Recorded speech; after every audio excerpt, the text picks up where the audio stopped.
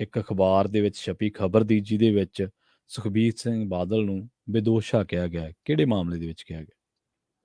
ਨਹੀਂ ਦੇਖੋ, ਇਹ ਆਪਣੇ ਆਪ ਦੇ ਵਿੱਚ ਹੈਰਾਨਗੀ ਵਾਲੀ ਗੱਲ ਹੈ। ਜੀ ਇੱਕ ਨੈਸ਼ਨਲ ਨਿਊਜ਼ਪੇਪਰ ਨੇ ਖਬਰ ਛਾਪੀ ਹੈ, ਮੈਂ ਖਬਰ ਤੁਹਾਨੂੰ ਪੜ੍ਹ ਕੇ ਕੋਟ ਕਰਕੇ ਸੁਣਾ ਦਿੰਨਾ ਜੀ ਕਿ ਅਕਾਲੀ ਭਾਜਪਾ ਦੇ ਕਾਰਜਕਾਲ ਦੇ ਦੌਰਾਨ ਜੋ ਮੰਦਭਾਗੀ ਕੋਟਕਪੂਰੇ ਵਾਲੀ ਘਟਨਾ ਵਾਪਰੀ ਆ, ਉਸ ਸਮੇਂ ਉਪ ਮੁੱਖ ਮੰਤਰੀ ਅਤੇ ਸ਼੍ਰੋਮਣੀ ਅਕਾਲੀ ਦਲ ਦੇ ਪ੍ਰਧਾਨ ਸੁਖਬੀਰ ਸਿੰਘ ਬਾਦਲ ਪੰਜਾਬ ਦੇ ਵਿੱਚ ਨਹੀਂ ਸੀ। ਨਾ ਹੀ ਇਸ ਦੌਰਾਨ ਉਹਨਾਂ ਨੇ ਕਿਸੇ ਅਧਿਕਾਰੀ ਨੂੰ ਫੋਨ ਤੇ ਕੋਈ ਰਾਬਤਾ ਕੀਤਾ।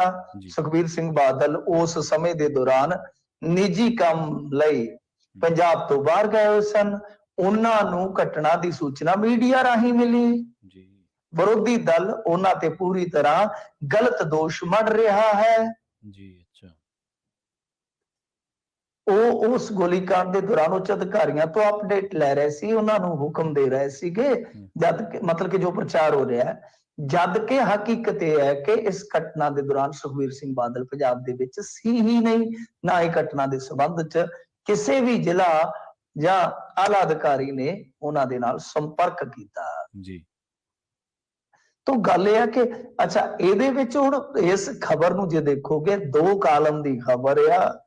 2 ਕਾਲਮ ਦੀ ਖਬਰ ਦੇ ਵਿੱਚ ਅਗਾਂਹ ਜਾ ਕੇ ਵੀ ਉਹਨਾਂ ਨੇ ਅਕਾਲੀ ਦਲ ਬਾਦਲ ਦਾ ਪੱਖ ਰੱਖਿਆ, ਨਾਲੇ ਕਿਹਾ ਕਿ ਸੁਖਬੀਰ ਸਿੰਘ ਬਾਦਲ ਤੇ ਪੂਰਾ ਬਾਦਲ ਪਰਿਵਾਰ ਹੈ ਜਿਹੜਾ ਹਮੇਸ਼ਾ ਪੰਥ ਨੂੰ ਪਹਿਲ ਦੇਣ ਵਾਲਾ ਹੈ, ਕਦੀ ਵੀ ਪੰਥ ਦੇ ਖਿਲਾਫ ਕੋਈ ਗੱਲ ਨਹੀਂ ਕੀਤੀ।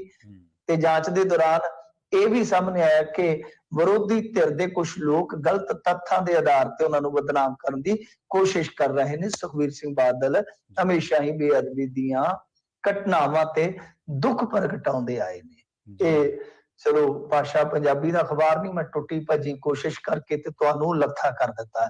ਇਹ ਸਾਰੀ ਖਬਰ ਮੈਂ ਕੋਟ ਕੀਤੀ ਹੈ ਤਾਂ ਕਿ ਇੱਕ ਵੀ ਪੰਕਤੀ ਜਿਹੜੀ ਛੁੱਟ ਨਾ ਜਾਵੇ। ਜੀ ਜੀ, ਮੈਂ ਤੁਹਾਨੂੰ ਬੋਰ ਨਹੀਂ ਕਰਨਾ ਚਾਹੁੰਦਾ, ਪਰ ਰੌਲਾ ਹੈ ਕਿ ਮੈਨੂੰ ਤੁਸੀਂ ਦੱਸੋ ਕਿ ਇਸ ਖਬਰ ਦੇ ਵਿੱਚੋਂ ਤੁਹਾਨੂੰ ਕਿਤੇ ਵੀ ਇਹ ਨਜ਼ਰ ਆਇਆ ਕਿ ਖਬਰ ਹੈ ਕਿਸ ਵੱਲੋਂ? ਬਿਲਕੁਲ ਸਹੀ ਹੈ ਜੀ।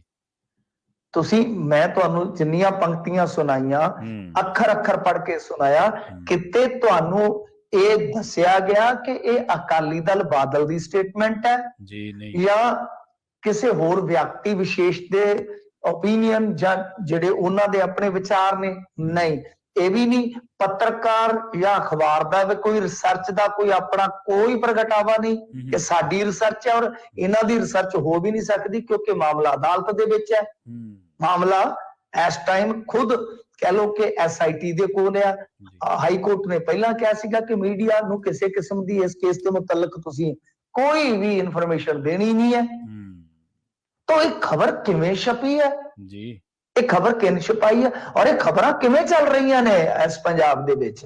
ਪੰਜਾਬੀਆਂ ਨੂੰ ਬੇਵਕੂਫ ਬਣਾਉਣ ਦਾ ਇਹਨਾਂ ਨੇ ਠੇਕਾ ਲੈ ਰੱਖਿਆ। ਗੱਲ ਇਹ ਹੈ ਕਿ ਥੋੜੇ ਦਿਨ ਪਹਿਲਾਂ ਇੱਕ ਸਿੱਧੂ ਦੀ ਖਬਰ ਛਪ ਜਾਂਦੀ ਹੈ ਕਿ ਸਿੱਧੂ ਨੂੰ ਜੀ ਚਿੱਠੀ ਆਈ ਹੈ, ਚਿੱਠੀ ਆਈ ਹੈ, ਤੇ ਮੁੜ ਕੇ ਜਿਹੜੇ ਜੇਲ੍ਹ ਸੁਪਰੀਡੈਂਟ ਆ ਉਹ ਕਹਿੰਦੇ ਵੀ ਰਹਿ ਕਿ ਮੈਂ ਤੇ ਚਿੱਠੀ ਪੜ੍ਹੀ ਨਹੀਂ ਹੈ। ਤੇ ਚਿੱਠੀ ਏਦਾਂ ਨਹੀਂ ਹੁੰਦਾ ਕਿ ਉੱਥੇ ਕਬੂਤਰ ਜਾ ਕਬੂਤਰ ਜਾ ਪਹਿਲੇ ਪਿਆਰ ਕੀ ਪਹਿਲੀ ਚਿੱਠੀ ਸਾਜਨ ਕੋ ਦੇ ਆ, ਏਦਾਂ ਥੋੜੀ ਉੱਥੇ ਕਬੂਤਰ ਜਾ ਕੇ ਚਿੱਠੀਆਂ ਫੜਾ ਦਿੰਦੇ ਨੇ ਜੀ। ਉੱਥੇ ਚਿੱਠੀਆਂ ਹਜ਼ੂਰ ਸੈਂਸਰ ਹੋ ਕੇ ਜਾਂਦੀਆਂ ਨੇ ਡਿਊਟੀ ਚੋਂ। ਤਾਂ ਉਹ ਖਬਰ ਖੁਦ ਕਾਂਗਰਸੀਆਂ ਨੇ ਸਵਾਲ ਚੁੱਕੇ ਕੋਈ ਖਬਰ ਪਲਾਂਟਡ ਹੈ, ਕੌਣ ਕਰਵਾ ਰਿਹਾ? ਇਸ ਖਬਰ ਨੂੰ ਵੀ ਤਾਂ ਤੁਸੀਂ ਹੁਣ ਸੁਣ ਕੇ ਜੇ ਹੈਰਾਨ ਨਾ ਹੋਵੋ ਤੇ ਬੜੀ ਹੈਰਾਨਗੀ ਵਾਲੀ ਗੱਲ ਹੈ। ਬਿਲਕੁਲ ਸਹੀ। ਇਹ ਖਬਰ ਇਸ ਤਰ੍ਹਾਂ ਦਾ ਤੁਕ ਕੀ ਹੈ ਖਬਰ ਦਾ? ਔਰ ਖਬਰ ਪੰਜਾਬ ਪੇਜ ਤੇ ਛਪੀ ਪਈ ਹੈ। ਤਾਂ ਹੈਰਾਨਗੀ ਹੁੰਦੀ ਹੈ।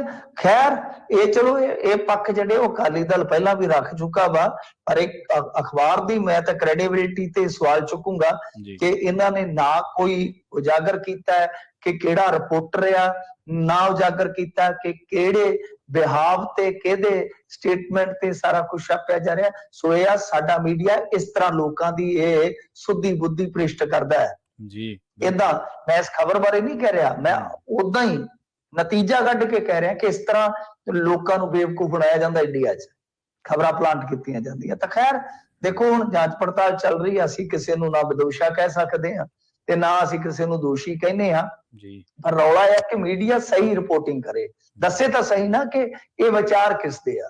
ਕਿਸੇ ਦੇ ਵੀ ਹੋਣ ਵਿਚਾਰ ਦੱਸਣੇ ਚਾਹੀਦੇ ਔਰ ਵਿਚਾਰ ਰੱਖਣ ਦਾ ਹੱਕ ਆਪੋ ਆਪਣਾ ਹੈਗਾ ਆ ਲੋਕਾਂ।